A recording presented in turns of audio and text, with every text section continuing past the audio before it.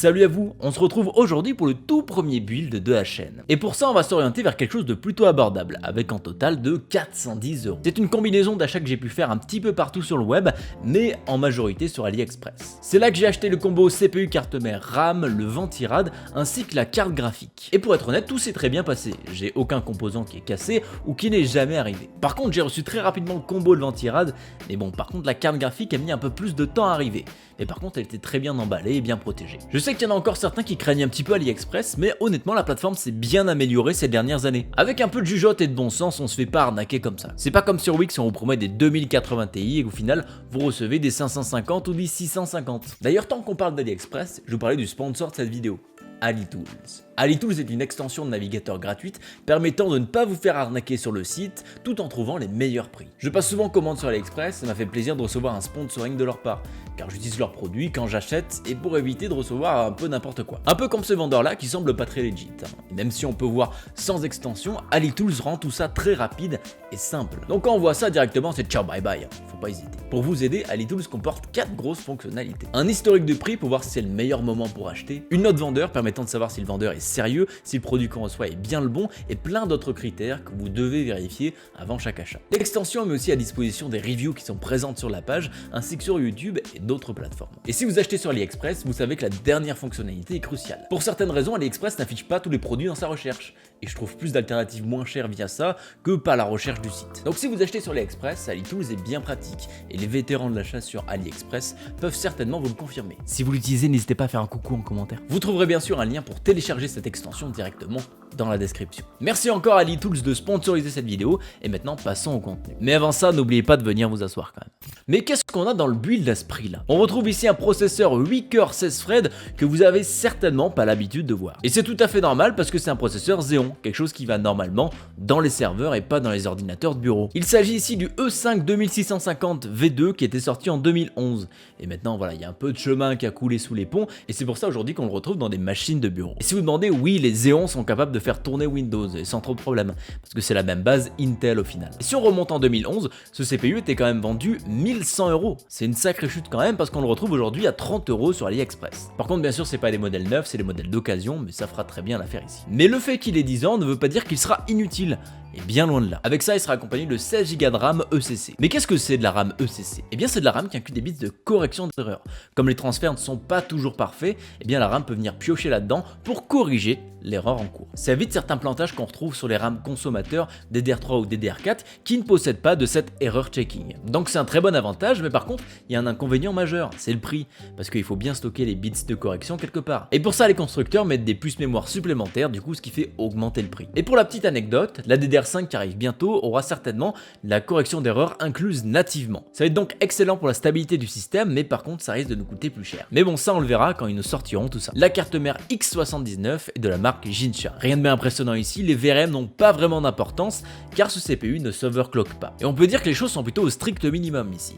On a un seul port pour les ventilateurs autre que le CPU et pas de RGB ni rien. Par contre on a un port M.2 PCI Gen 3, ce qui est vachement bien parce qu'à la base les X79 ne supportaient pas ce genre de choses. Et surtout ici on est sur des vraies lignes PCI donc on peut vraiment avoir la vitesse du PCI 3.0. Le petit NVMe que j'ai acheté a pu lâcher ses 2 Go de lecture sans problème. Donc bien joué à eux sur ce point là. Pour la carte graphique on a une AMD RX 480 4 Go. Donc c'est un vieux modèle de carte qui est sorti à peu près en même temps que les cartes Pascal, les GTX 1000 et là on a la version cousin un peu bizarre. Mais pour de la 1080p ce qu'on vise actuellement, ben c'est largement suffisant. Bien sûr on n'aura pas les meilleures performances mais pour le prix qu'on paye c'est tout à fait acceptable. Pour le stockage j'ai pris un NVMe P1 de chez Crucial à 500 Go de stockage. Au moment de l'achat il était à 59 €, donc au même prix que les SSD SATA, donc pourquoi se priver de la vitesse supplémentaire? Pour l'alimentation on a pris une Seasonic 500 W bronze qui sera totalement suffisant pour cette machine. Et enfin en boîtier on retrouve le MSI Forge 100M que j'ai pu avoir pour 50 € chez SMI Distri il y a quelques mois maintenant. Et franchement pour le prix ce boîtier a une qualité de fabrication irréprochable. Il est fait pratiquement tout en métal sauf l'avant, il inclut 3 ventilateurs de base dont 2 RGB, il y a une vitre en verre trempé même si maintenant tous les boîtiers en ont presque, et il y a le petit cache alimentation en bas qui va très bien. Après il y a quelques petits défauts quand même comme les slots à casser derrière et le fait que le panneau tienne que par la droite et par la gauche. Il n'y a aucune attache sur le haut et sur le bas, ce qui fait que des fois le panneau peut tomber si vous l'avez mal accroché. Donc il est clairement dans les meilleurs boîtiers pour ce prix là, mais par contre attention, ce modèle vient avec des ventilateurs RGB et non adressables RGB. donc faites bien attention. Après dans notre cas on s'en fout un petit peu, on n'a pas le port. Mais à qui va bien pouvoir servir ce genre de PC? Pour moi ce PC va être très bien pour des personnes qui ont un petit budget et qui veulent des performances en 1080p plus qu'acceptables. Et si jamais vous êtes codeur ou vous apprenez le code, et bien ce sera une très bonne plateforme pour commencer avec ces 8 cœurs SSFred. Typiquement si vous voulez faire des machines virtuelles ou encore des dockers pour faire tourner vos serveurs, et bien ici ça marchera à merveille. Et en même temps après c'est ce pourquoi il avait été fait à la base. Donc si j'avais un petit dual boot Linux, ça pourrait être intéressant là-dessus. Et si jamais votre PC devient totalement obsolète d'ici quelques années, vous pouvez toujours remplacer la carte graphique par une plus petite, ajouter les disques durs et ça fera un très bon NAS. Donc on peut vraiment faire énormément de choses avec ça, même si les performances vont pas être ahurissantes, et pour le prix elles vont quand même rester très bonnes. Et puis il faut se rappeler aussi que ce CPU est probablement plus vieux que vos enfants.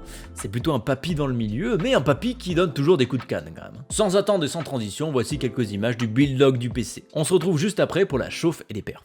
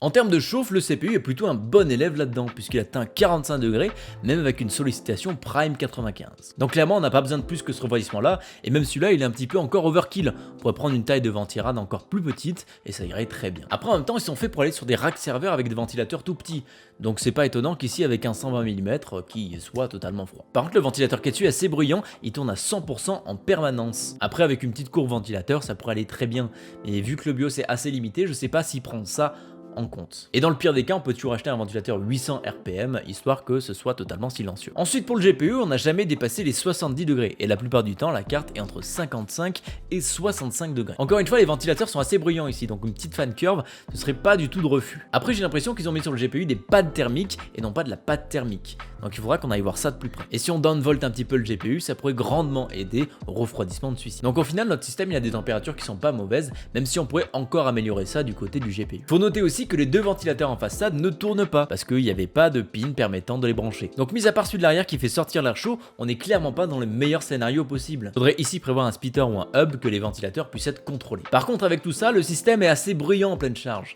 Mais une fois que vous aurez réglé ces problèmes là, eh bien ce sera devenu silencieux. Parlons maintenant des performances de la bête. Et pour vous donner un avant-goût, on peut dire que pour 410 €, la machine s'en sort bien. On n'est clairement pas sur un foudre de guerre, mais il fait très bien son travail pour un CPU qui a 10 ans. Dans un premier temps, je vais plutôt vous montrer les benches orientés productivité, donc Cinebench, Premiere Pro avec un export 4K ou encore du streaming. Donc voici les performances que vous pouvez atteindre avec ce genre de système.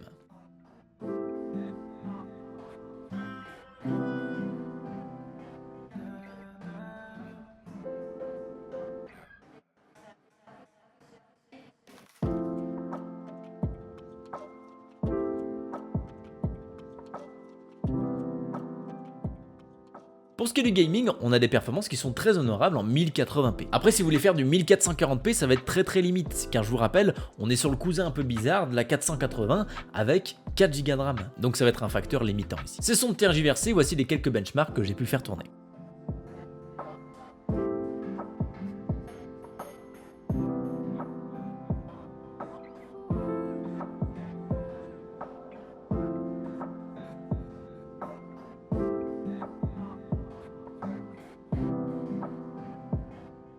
Donc vous avez pu le voir, c'est un système qui est plutôt compétent pour 410 balles. Surtout qu'aujourd'hui, certains composants sont moins chers sur AliExpress que ce que j'ai payé cela. Donc si vous économisez en plus sur le boîtier et l'alimentation, on peut vite se retrouver à 350 € pour ce type de machine. Donc avec un rapport performance-prix qui est vraiment pas mal. Je dois vous avouer que j'ai été aussi agréablement surpris par les performances gaming de la machine. Je m'attendais à du freeze et du shuttering, et ben en fait j'ai une expérience tout à fait fluide. Pour ce qui est des jeux compétitifs et e-sport, il aura clairement aucun mal à le faire tourner, surtout si vous mettez les settings en low. Alors là, il n'y aura pas de souci. Donc pour une utilisation bureautique, gaming et de temps en temps un petit peu de montage en 1080p ou 4K, et ben ça fera très bien l'affaire. Après 4K, faut pas forcer non plus. Streamer dessus c'est aussi possible mais pas vraiment recommandé. En tout cas, si vous le comptez le faire, cantonnez-vous aux jeux qui sont plutôt faciles à faire tourner avec du X264 very fast et préférez streamer à des résolutions un peu plus faibles comme du 960p ou encore du 720p. On a pu voir dans nos tests que ça diminue quand même pas mal le framerate et surtout les 1% qui redescendent en dessous des 30 fps. J'ai pu aussi observer pendant la session de stream quelques ralentissements et quelques rares freezes. Et même si l'expérience de jeu reste tout à fait correcte, eh bien dans du compétitif ça peut parfois gêner. Gardez bien en tête aussi que ce PC n'aura pas une grosse évolutivité. Mis à part changer la carte graphique et le stockage, ben vous pourrez pas faire évoluer grand chose d'autre. Faut bien se rappeler aussi que ce processeur n'est pas fait pour faire tourner des jeux à haut rafraîchissement. Donc si vous mettez une grosse carte dans le système en espérant avoir 360 fps, eh bien ça va bottleneck sévère, en tout cas en 1080p. Et si vous voulez savoir comment résoudre votre bottleneck sans dépenser des monstres et des mille, eh bien on a une vidéo là à ce sujet. Mais bon, après si vous montez sur des cartes graphiques d'entrée de gamme de nouvelle génération, eh bien là ça devrait totalement se faire. Pour ce PC là, entre 350 et 430 €, je trouve les performances sont tout à fait raisonnables. J'ai même été surpris du niveau de performance de la machine. Ça vous permet de jouer à peu près tous les jeux, même si les titres plus modernes vont avoir un peu plus de mal à tourner malheureusement. Et surtout, c'est quelque chose que vous pouvez acheter en ce moment, au contraire des systèmes qui sont neufs à ce prix là. Donc pour moi, ce PC est tout à fait recommandable si vous êtes quelqu'un qui veut faire de la 1080p à 60 fps sur les gros jeux et 100 plus fps sur les jeux e-sport. Vous avez en plus l'avantage d'avoir weaker thread, donc si jamais vous voulez monter des machines virtuelles ou coder un petit peu, ben ça viendra à votre avantage. En tout cas, pour moins de 450 € en ce moment, je trouve que c'est difficile à battre. Enfin ça, on le verra certainement dans une prochaine vidéo, où je le compare à un Ryzen mélangeant occasion et neuf pour un budget aux alentours de 400 €. En tout cas, merci d'avoir regardé la vidéo, j'espère qu'elle vous aura plu, et on se dit à bientôt pour une prochaine. Ciao!